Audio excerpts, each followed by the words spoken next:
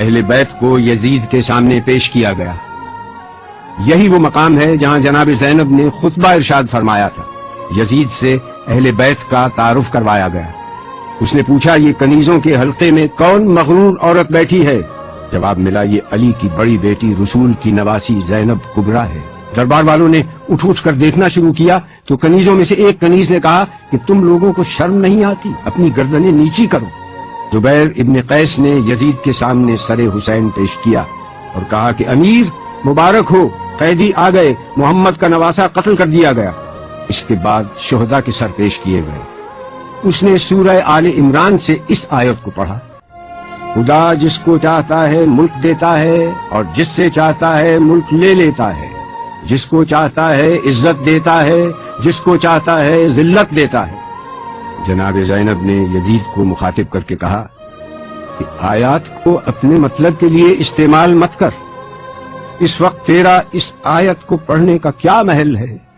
اس کے بعد آپ نے اپنا تاریخ ساز اور عہد آفرین خطبہ ارشاد فرمایا۔ شروع کرتی ہوں اللہ کے نام سے جو رحمان و رحیم ہے۔ ساری تعریف عالمین کے رب کے لیے ہے۔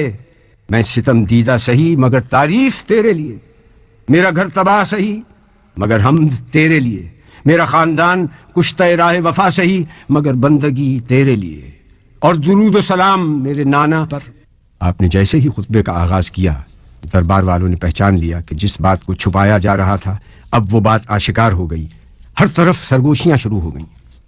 ہاں، برا انجام ہے ان لوگوں کا جو اللہ کی آیتوں کی تکذیب کریں اور جو اللہ کی آیتوں کا مذاق اڑائیں۔ کیوں یزید، تو نے اللہ کے قول کو بھلا دیا؟ اللہ کا قول یہ ہے کہ کافر یہ گمان نہ کریں کہ ہم نے جو ان کو مہلت دی ہے وہ اس لیے دی ہے کہ ان کا زمانہ ہمیں پسند آیا ہے یا نہیں۔ یہ مہلت اس لیے ہے کہ وہ گناہ پر گناہ کیے جائیں تاکہ عذاب زیادہ ہو۔ کیا یزید تو گمان کرتا ہے کہ یہ ملک ہے نہیں، یہ مہلت ہے؟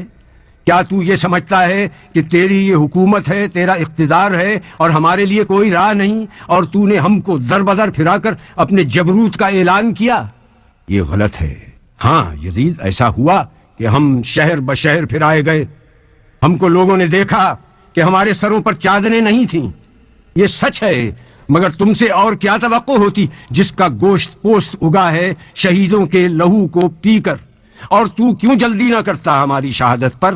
کیونکہ تیری نگاہ بغض، نگاہ عداوت ہمارے گھرانے پر لگی ہوئی تھی۔ کس کا لشکر کمزور ہے یہ تو جان لے گا۔ میں دیکھ رہی ہوں کہ تو میرے خطبے کو روک